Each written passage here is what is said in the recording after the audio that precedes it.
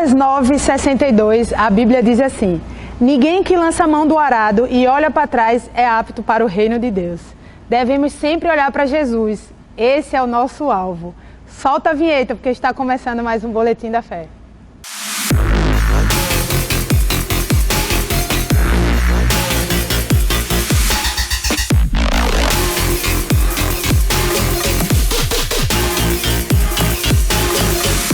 Vamos ler um pouco mais do texto que eu citei no começo do vídeo, lá em Lucas 9, a partir do versículo 59.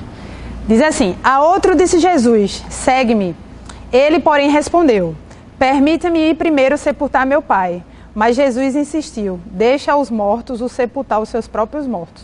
Tu, porém, vai e prega o reino de Deus. Outro lhe disse: ser-guei-te-ei, Senhor, mas deixa-me primeiro despedir-me dos de casa. Mas Jesus lhe replicou: ninguém que tendo posto a mão no arado, olha para trás, é apto para o reino de Deus. Vamos abordar alguns aspectos desse texto, tá?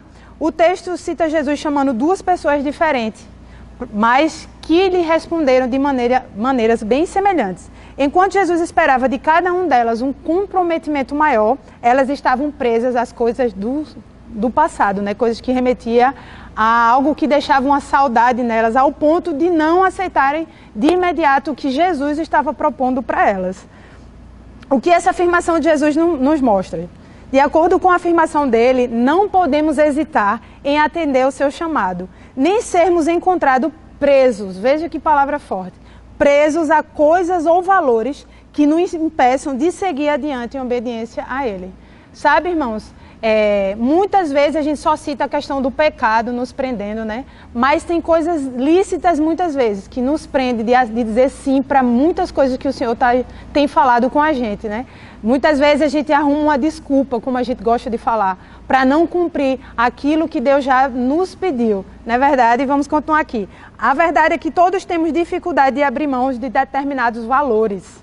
Ficamos presos a algumas coisas na nossa vida. Mas quando se trata de seguir a Cristo, não podemos, irmãos, ter nada que nos impeça de correr a carreira. Sabe, não tem nada na nossa vida mais precioso do que obediência ao Senhor. Sabe, Ele deu a sua própria vida por nós. Então, muitas vezes a gente tem se apegado a coisas tão pequenas para dizer um sim para Ele. Mas eu acredito que essa ministração, como alcançou meu coração, vai alcançar cada um de vocês que estiverem ouvindo nesse momento, não é verdade? Não podemos mais olhar para trás. Amém? Quem põe a mão no arado precisa olhar para frente, focar na sua meta. Se olhar para trás, não será bem sucedido no que pretende fazer. Irmãos, quando Deus diz algo para a gente tem que agarrar aquilo e esquecer todas as circunstâncias, colocar como foco, e nada mais vai ser importante do que aquilo que Deus falou para nossas vidas. Muitas vezes a gente tem perdido tempo ou pensado que não vale determinada coisas mais a pena porque a gente tem escolhido ou tomado decisões por nossa vontade própria, né? Enquanto a Bíblia fala que o melhor é fazer a vontade do Senhor. Então, muitas vezes Deus tem falado, com certeza, como tem falado comigo, falado com você, e você não tem atentado ou, de caso pensado mesmo, tem desobedecido, colocando desculpa, ao invés de agir como Ele já determinou. Se queremos servir ao Senhor, a opção de olhar para trás não deve mais existir, irmãos. Uma vez quem assim procede, ou seja, olhando para trás, é inútil para o reino de Deus. Veja que coisa forte, né? Deus, Ele nos designa para algo e a gente muitas vezes para e vai olhar, não, deixa eu só ver se eu consigo resolver alguma coisa aqui antes. Não, irmão, Deus tem pressa, né? Esses versículos que nós lemos deixam claro isso. E Ele conta com certeza comigo e com você para resolver essas certas situações. Amém? Deixa eu te dar um exemplo aqui. Eu estava ouvindo um grande homem de Deus pregar sobre esses textos que a gente vai abordar aqui e achei muito interessante. Ele deu um exemplo de um filme, que eu não recordo bem o nome, porém nesse exemplo do filme, o bandido está tendo uma conversa com o detetive. Eles estão conversando, um dizendo coisas para os outros, e aí o bandido diz, veja que interessante: não posso ter nada que me prenda, que me faça hesitar na hora de que tiver que largar tudo para trás. E ele dizendo na ministração dele, ele diz: eu tirei algo desse exemplo. Diante do chamado de Deus, não deveríamos hesitar nem um segundo sequer em atendê-lo. né? Nem de longe eu estou aqui querendo comparar o chamado de Deus com coisa de bandido ou isso, mas é um exemplo maravilhoso nesse sentido. Alguém que, aos nossos olhos, o que a Bíblia diz, tem atitudes tão ilícitas, né, tão fora da lei, mas se coloca numa atitude tipo, não, eu não posso ter nada que me pare, nada que me faça hesitar no meu foco. E a gente, né, nós como cristãos, Deus tem falado algo e a gente logo coloca muito desculpa na frente. É algo a se pensar, não é verdade? A gente tem que colocar as nossas próprias vontades na frente do Senhor. E muitas vezes as coisas não têm acontecido e a gente se questiona e às vezes até tenta questionar o Senhor, enquanto que é muito mais fácil obedecê-lo e seguir o caminho. Amém? Muitas vezes estamos nos prendendo às coisas que nos paralisam e nos impedem de avançar. Essa é a mais pura verdade. A gente está na correria, né? Às vezes numa dinâmica da vida, uma rotina, e muitas vezes a gente tem deixado passar, desapercebido mesmo. Coisas simples, irmãos, que tem nos tirado do propósito, que tem nos tirado da obediência. Sabe, às vezes quando a gente para e atenta, meu Deus, Deus falou para eu não fazer isso e quando eu me vi eu já estava nesse caminho. Então é hora de pegar aqui nessa ministração, colocar para si, ter se autoavaliar onde nós estamos errando no caminho e acertar para o alvo. Amém? Tem duas frases bem interessantes que explanam bem sobre isso que a gente está conversando, né? John Wesley, ele declarou, a conversão tira o cristão do mundo. A santificação tira o mundo do cristão. Outra bem interessante. Difícil não é tirar o povo do Egito. Difícil é tirar o Egito do povo. Tudo isso que a gente vem falado é a respeito de a gente se alegra, celebra quando acontecem as coisas no Senhor, mas chega um determinado momento que a gente começa a oscilar, começa as coisas a acontecerem e a gente começa a tentar olhar para trás, como se o que passou importasse muito mais do que está por vir. Quando a Bíblia diz que o melhor está por vir. Então a gente tem que sempre se conectar, né, com as coisas do Senhor para estar olhando sempre para frente, sempre para o caminho. Amém? Olhar atrás significa ter saudades do que deixamos e Deus não admite isso. Jesus também ensinou acerca disso. Em Lucas 17:32, diz assim, lembrai-vos da mulher de Ló.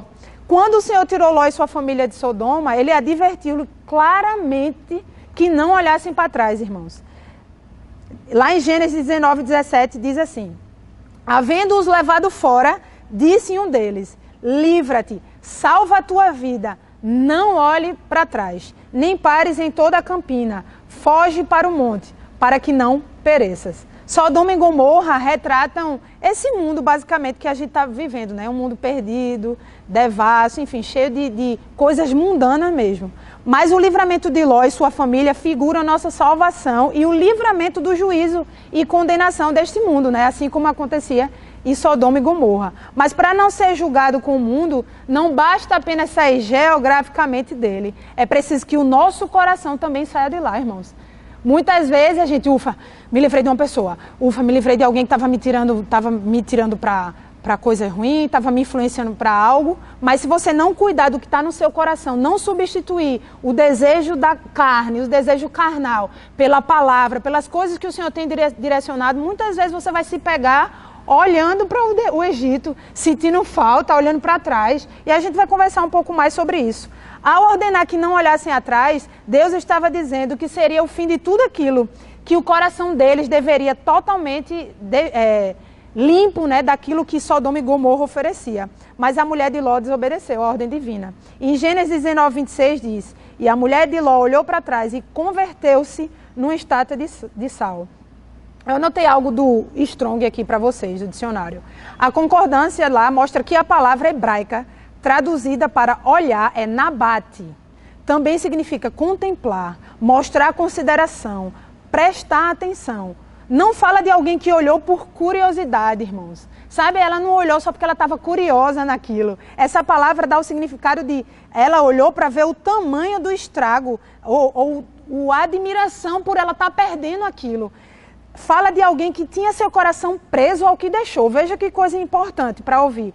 Mostrando com isso consideração pelas coisas que havia abandonado, irmão. O caos estava acontecendo atrás daquela mulher. A sua família verdadeiramente estava sendo salva, né, liberta de um juízo, de uma condenação. Mas ela, a Bíblia fala que ela sentiu saudade daquilo. Ela queria contemplar, ela queria voltar para aquilo. E eu acho interessante que a gente pode usar essa história da mulher de Ló como uma figura do comportamento de muitos crentes hoje em dia, infelizmente, olhando para o tempo da perdição como se fosse algo bom ou como se fosse algo proveitoso, irmãos. Sabe, em algum momento da vida tem uns que têm externado mais isso, né? Tem vivido dessa forma, sabe? Uma frieza dentro da igreja, uma frieza em buscar as coisas do Senhor, porque sentindo falta das coisas do passado. Mas eu quero que você entenda algo aqui. O fascínio do mundo e os pecados que nos acorrentaram um dia podem ser um perigo para nós depois da conversão. Filipenses 3:12, do 12 ao 14, diz assim: irmãos, quanto a mim não julgo que haja alcançado, mas uma coisa faço, e é que, esquecendo-me das coisas que atrás ficam e avançando para as que estão diante de mim, prossigo para o alvo, pelo prêmio da soberana vocação de Deus em Cristo Jesus. Se não quebrarmos os vínculos com o passado, podemos nos ver presos com algo que a gente já foi liberto, irmãos. A gente tem que quebrar, sabe? Quebrar mesmo, quebrar a ponte, quebrar tudo aquilo que nos liga ao que um dia o Cristo já nos libertou.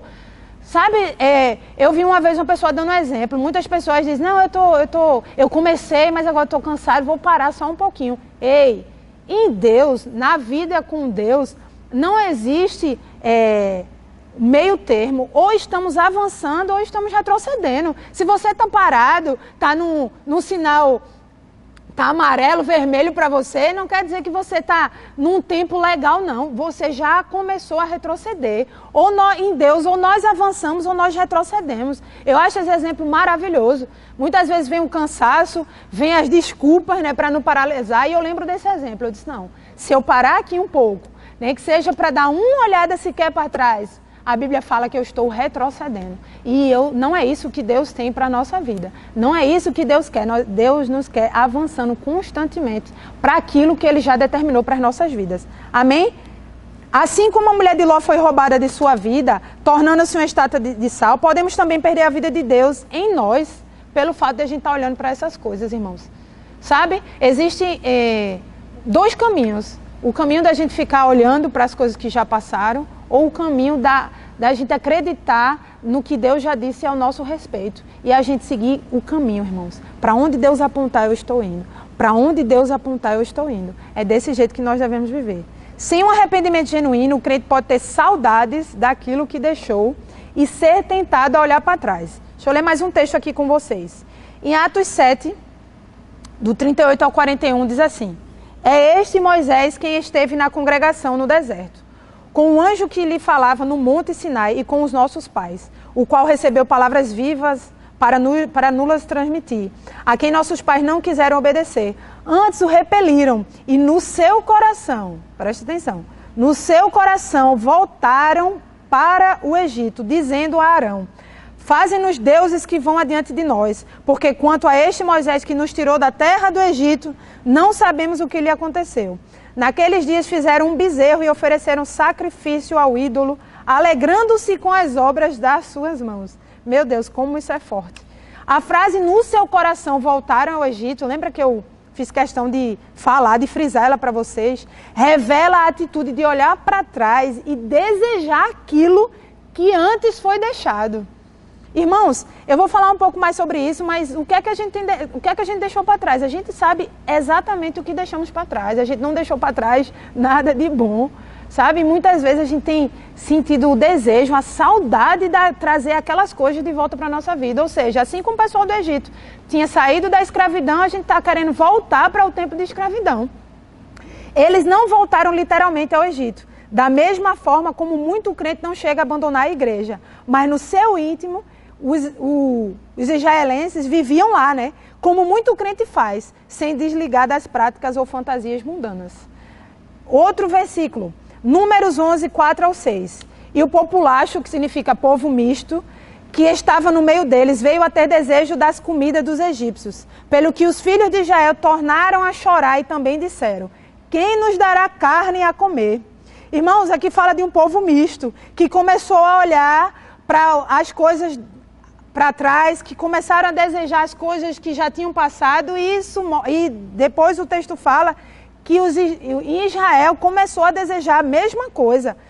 E continuando, lembrando-nos dos peixes que no Egito comíamos de graça, dos pepinos, dos melões, dos alhos silvestres, das cebolas, uma pausa aqui, não sei como alguém tenha saudade de comer cebola, e dos alhos.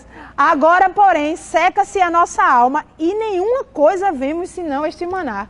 Irmãos, quando a gente vai estudar sobre maná na Bíblia, a gente vê quão grandioso era o maná. A gente pensa que o maná é o quê? De repente o miojo de hoje. Não, irmão, a Bíblia diz que na hora certa caía as comidas para ele. Todos os dias não faltava, sabe? E eles agora simplesmente ignorando, falando como se fosse uma qualquer outra coisa.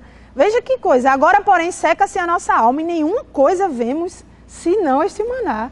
Irmãos, quando a gente vê a palavra maná, ela fala de abundância, mas esse é o coração daquelas pessoas.